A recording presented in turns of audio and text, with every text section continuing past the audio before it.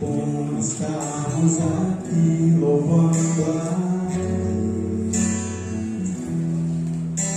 Podemos exaltar Teu santo nome. Temos para isso tempo para louvarmos a Deus num só amor, num só Espírito. Temos para isso tempo para louvarmos a Deus num só amor, num só Espírito. Deus, venha nos abençoar e que esta união nos aproximar de nós. Deus, venha nos abençoar e que esta união nos aproximar de nós.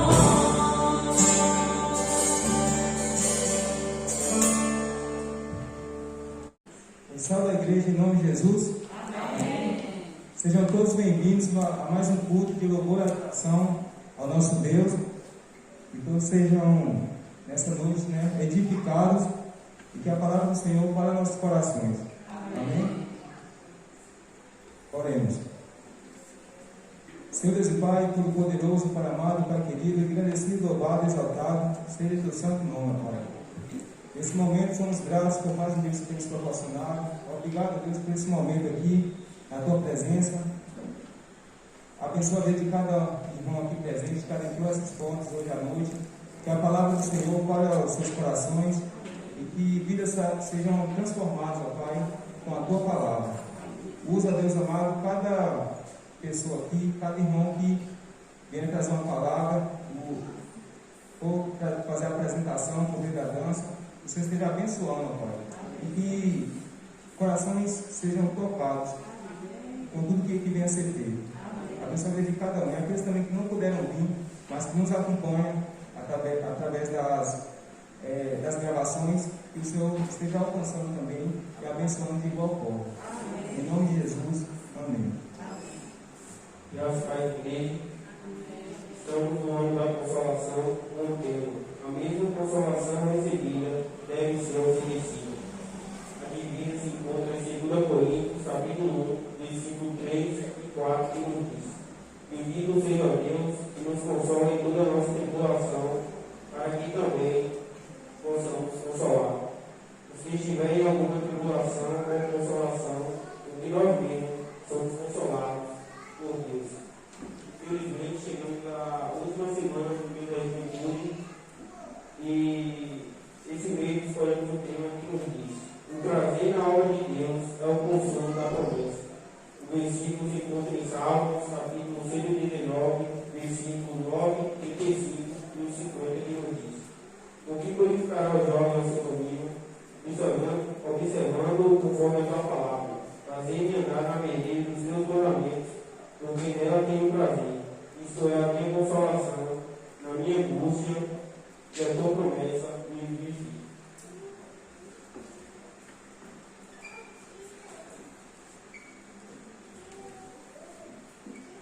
Nesse momento, eu passo a palavra ao grupo de louvor.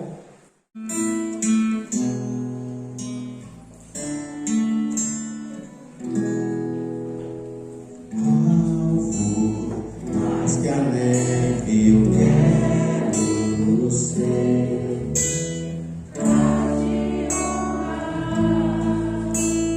pra te agradar e em santidade eu vou viver. Todo mundo, Senhor. Eu sou teu templo, esse tudo que é puro. Eu sinto minha carne, eu sinto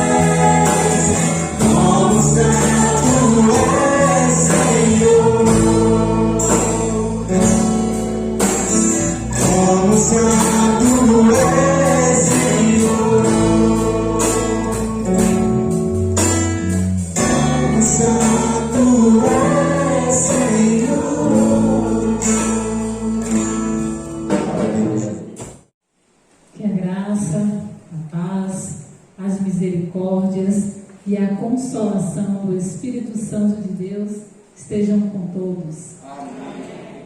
Que nessa noite, nessa última semana desse mês especial, né, para a juventude, mas eu acredito que é um mês especial para toda a igreja, que nessa última semana Deus possa falar aos nossos corações, como Ele tem feito desde a primeira semana de agosto. Hoje nós vamos meditar com o tema: o consolo apraz a quem se santifica na obra divina. O consolo apraz a quem se santifica na obra divina. E nós vamos fazer a leitura do texto bíblico que vai embasar a meditação desta noite, que se encontra em 2 Coríntios, capítulo 7, versículos de 1 a 4. 2 Coríntios, capítulo 7. Ora, amados, pois que temos tais promessas, purifiquemo-nos de toda a imundícia da carne e do espírito, aperfeiçoando a santificação no temor de Deus. Recebei-nos em vossos corações, a ninguém agravamos, a ninguém corrompemos, de ninguém buscamos o nosso proveito. Não digo isso para a vossa condenação, pois já antes tinha dito que estais em nossos corações para juntamente morrer e viver. Grande é a ousadia da minha fala para convosco, e grande a minha glória a respeito de vós. Estou cheio de consolação, transbordo de gozo em todas as nossas tribulações. Amém? Vamos orar.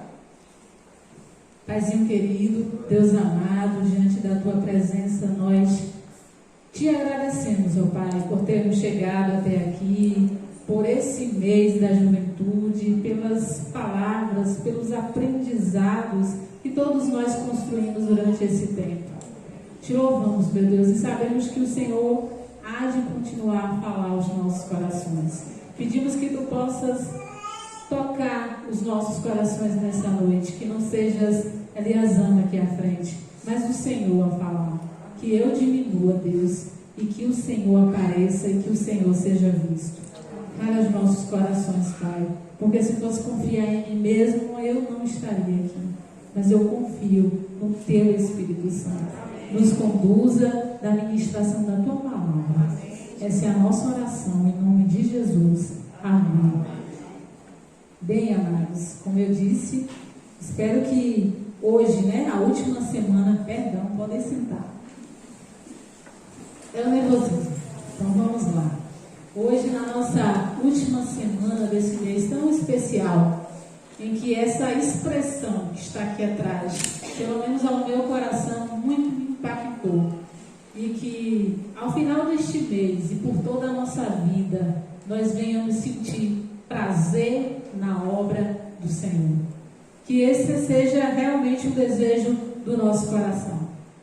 E nós, como todos já sabem, né, estamos nesse ano tão especial que é o ano da consolação. Com o tema: a mesma consolação recebida deve ser oferecida. Amém. Então a gente já tem aí a clareza das Escrituras. Se eu recebi a consolação, me é imposta essa obrigação de também levar essa mesma consolação. Porque o texto nos diz o seguinte, vamos ver se eu consigo ler aqui: bendito seja o Deus que nos consola em toda a nossa tribulação, para que também possamos consolar os que estiverem em alguma tribulação, com a consolação com que nós mesmos somos consolados por Deus.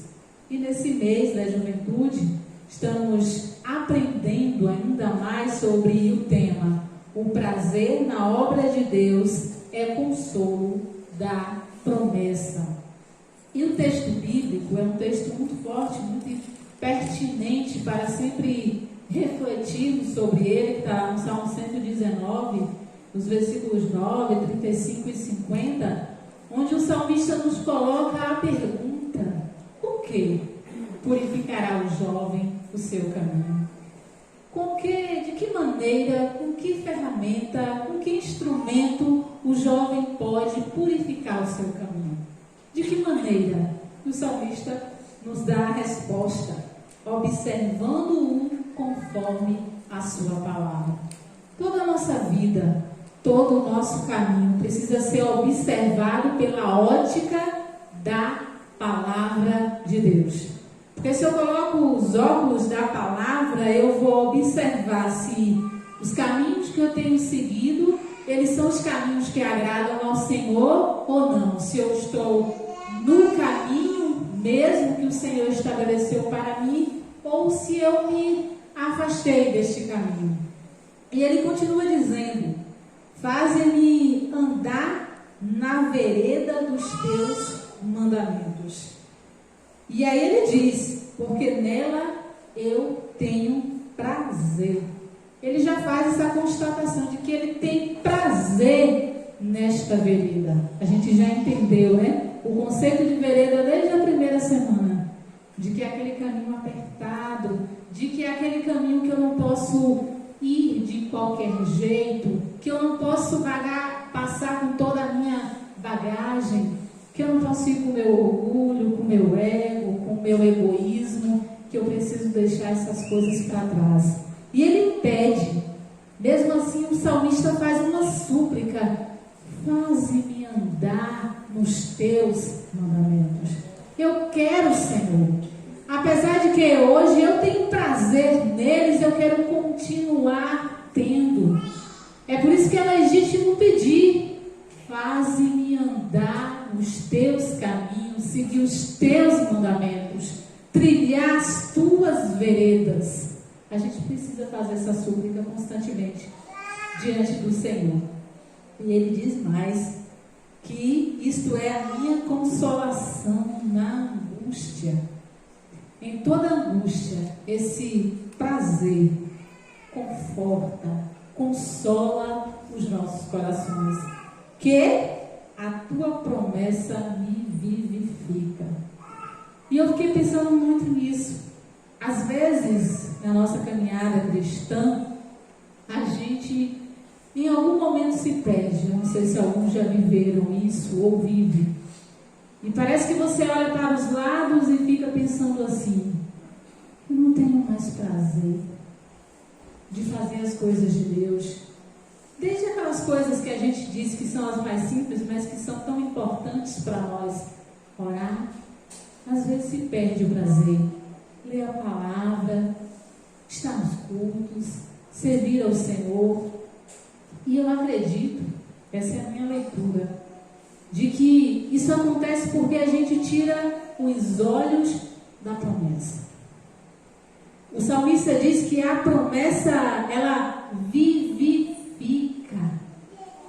Nós entendemos muito bem que, desde a primeira semana de agosto, que existe uma recompensa no final do caminho.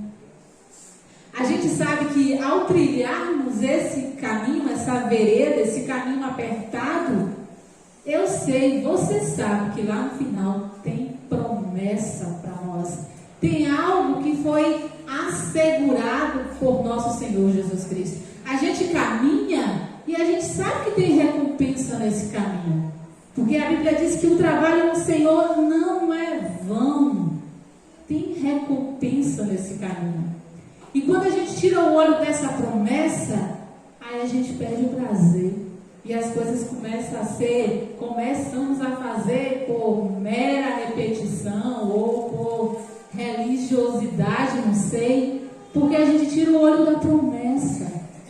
E é ela que nos dá vida, é ela que nos vivifica.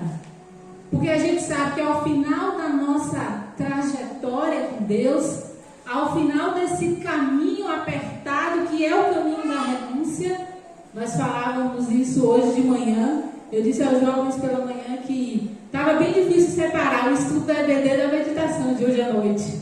Então, em algum momento, a gente ia repetir alguma coisa, porque nós falávamos da santidade de Deus. E é o caminho da renúncia. Quando nós trilhamos esse caminho e vamos, no decorrer dessa jornada, renunciando a gente vai chegar no final da nossa trajetória cristã e tomar posse da promessa. Todo mundo sabe aqui qual foi a promessa que ele nos fez. Qual foi a promessa que ele nos fez? A vida eterna. Está escrito, né? E esta é a promessa que ele nos fez. A vida eterna. Que não tiremos os olhos dessa promessa, porque ela vai trazer vida.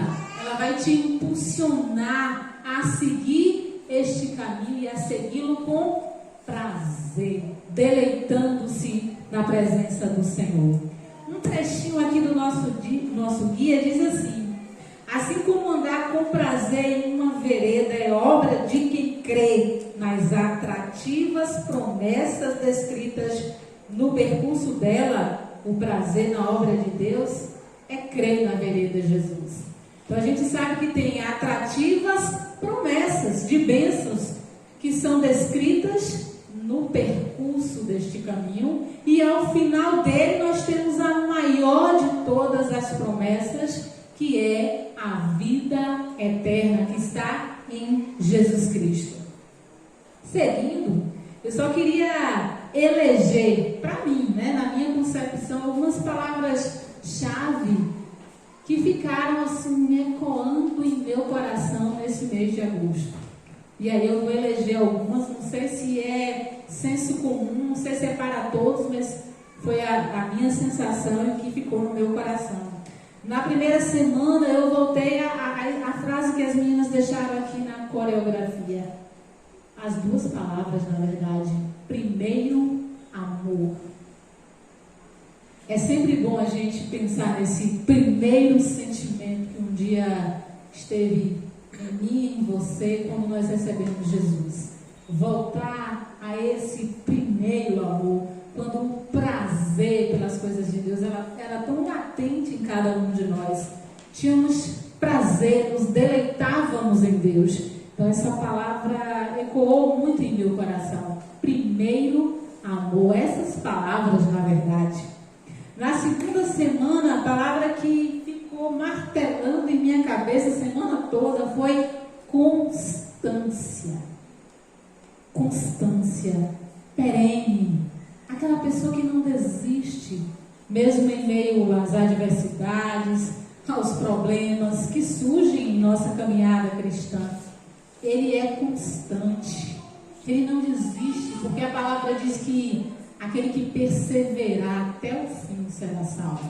Ou seja, o salvo persevera, o salvo não desiste, o salvo vai até o final da jornada, mesmo que às vezes tenha que cair, levantar, continuar de novo, mas ele não desiste, ele é constante. Na terceira semana, que é sempre muito especial, porque a gente fala de missões, ficou a frase, reação para anunciar. Automaticamente a gente é consolado, a gente sente prazer na obra do Senhor e nós reagimos para anunciar, porque não dá para ficar de braços cruzados quando a gente recebeu esse consolo da parte de Deus. Então nós reagimos para anunciar. E na quarta semana a palavra foi compromisso. Acho que inegavelmente, né? Diferentemente do que é estar envolvido, é estar comprometido, compromissado com a obra do Senhor. Essa palavra ficou muito forte em meu coração. E é muito importante que pensemos nessas palavras ou naquilo que marcou o teu coração durante este mês, para que de fato a gente reacenda. Se você já se perdeu no meio do caminho, perdeu esse prazer de estar na presença de Deus, é importante pedir que Ele reacenda em nós essa chama. E hoje, como eu já disse, né?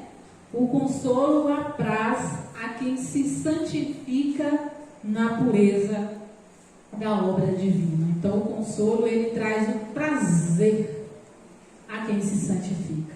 Falávamos de manhã que a salvação ela é instantânea, né? No processo de salvação é só eu crer em Jesus como meu Salvador, pronto, estou salvo. Mas a santificação ela exige um percurso, ela tem a ver com um processo. E a gente vai falar sobre isso. Para mim, as palavras-chave vão ficar pureza e santificação. Espero que vocês fiquem com essas palavras em seus corações. Pureza e santificação. E se possível, vamos voltar agora para a gente refletir um pouquinho nos textos de meditação de hoje, para a gente adentrar no tema. Prometo que não vou me alongar, você já sabe que eu não demoro. Então vamos lá. O que é que Paulo vem trazendo para a gente aqui nessa carta aos Coríntios? Ele diz de cara que, ora amados, pois que temos tais promessas, esse já é o motivo. Se você tem sobre a sua vida todas essas promessas e a maior delas que é a vida eterna, o que ele manda a gente fazer? Purifiquemo-nos de toda a imundícia da carne e do espírito. Então, se nós somos herdeiros de todas estas promessas, requer a mim e a você buscarmos nos purificar de toda e qualquer imundícia da carne e nos aperfeiçoar na santificação. Esse é o processo.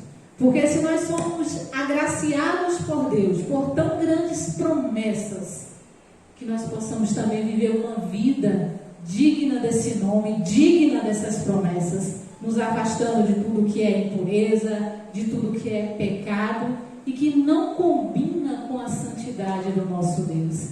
E aí ele vai dizendo, vai fazer todo um discurso em relação ao seu ministério, né? Que a ninguém ele agravou, a ninguém corrompeu, que assim possamos ser nós, em toda a nossa prática de vida, em toda a nossa conduta diária, a ninguém corrompamos, a ninguém agravamos. E aí no final, no versículo 4, ele fala que transbordava de toda a consolação, passando por todas aquelas tribulações, aflições que eram inerentes ao ministério e a cada cristão, porque o Senhor disse que viria sobre nós perseguições, aflições. Ele diz que transbordava de consolação. Que assim sejamos nós, ao passarmos pelas aflições, por defender a palavra, por estarmos fiéis à palavra, que nós possamos transbordar de consolação. De fato, isso vai acontecer à medida que a gente busque essa santificação, e ainda que as aflições apareçam, nós vamos ter a consolação vinda da parte do nosso Deus. E aqui, no trechinho do guia já dessa semana, diz assim: a pergunta com que purificará o jovem o seu caminho evidencia que pureza é o fato de ignorar a palavra do Senhor, alheio ao prazeroso consolo da obra de Deus. Então, impureza é ignorar a palavra do Senhor. E ele diz mais aqui: porque a pureza não se restringe ao comportamento. Não é só comportamento. E diz que tem a ver com a fé. Ela está no conceito de se santificar na fé só em Cristo Jesus. Então não é só uma questão meramente comportamental. Tem a ver com a sua fé depositada somente em Jesus Cristo. Porque a gente vai ver, quando a gente analisa a trajetória do povo de Israel, desde a sua saída do Egito, o que é que Deus sempre intencionou? O que é que Ele sempre quis? Ter um povo separado, exclusivamente seu. Evidentemente que com uma missão, evidentemente que com um propósito. Mas Ele tirou o seu povo da escravidão do Egito, do meio do pecado.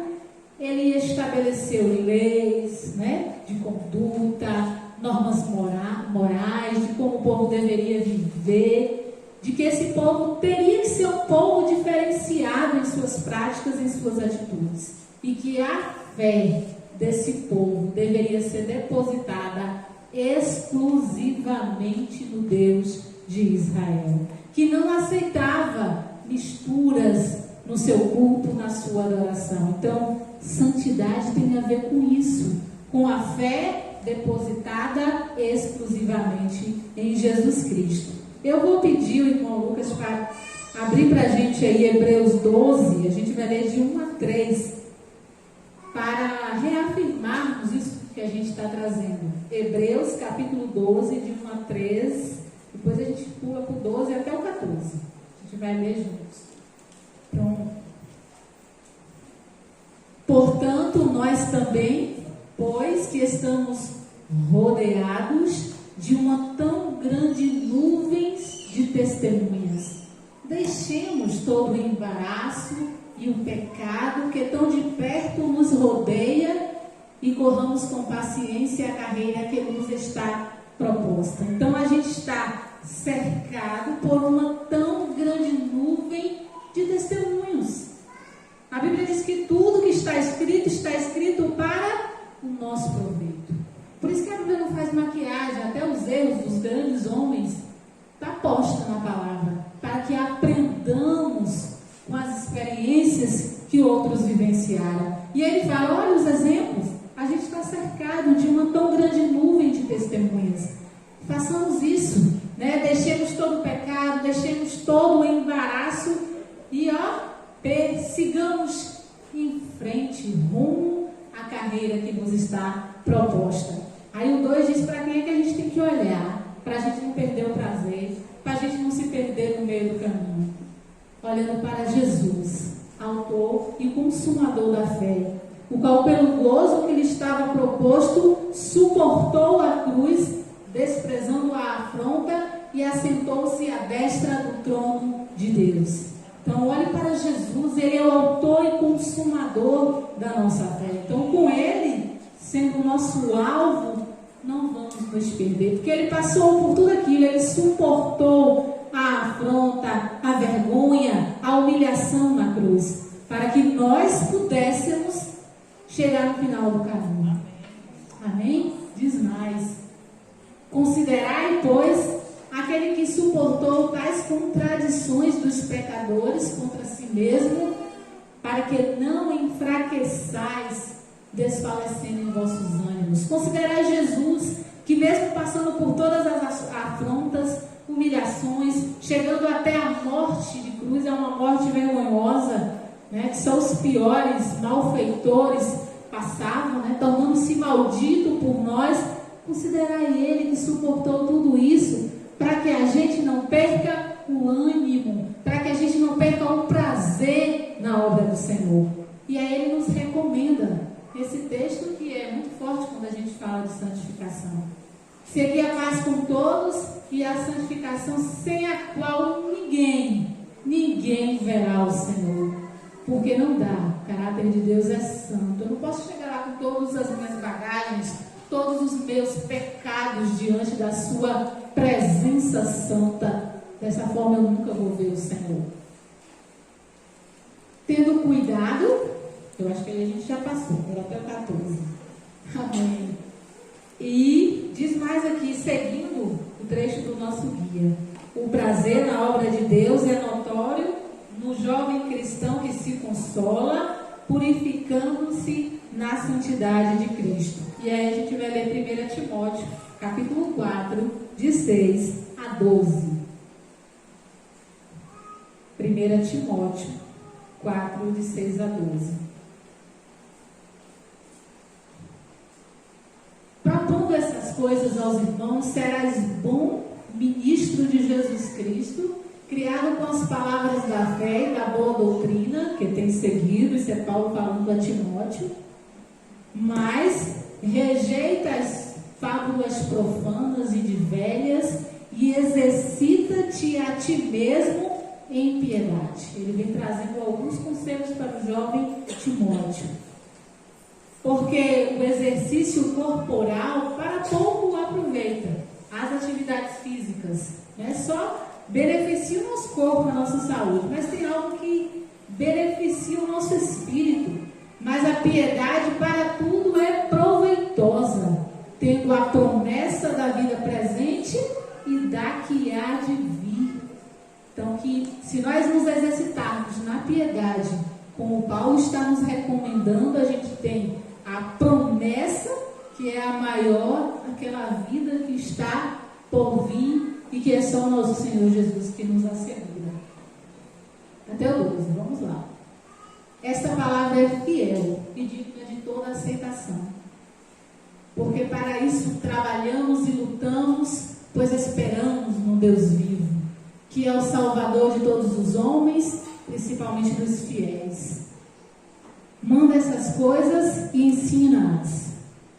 Ninguém despreze a tua mocidade, mas seu exemplo dos fiéis, na palavra, no trato, no amor, no espírito, na fé, na pureza. Então não desprezem, jovens, a sua mocidade. Seja exemplo disso em todos esses aspectos que a palavra vem nos trazendo.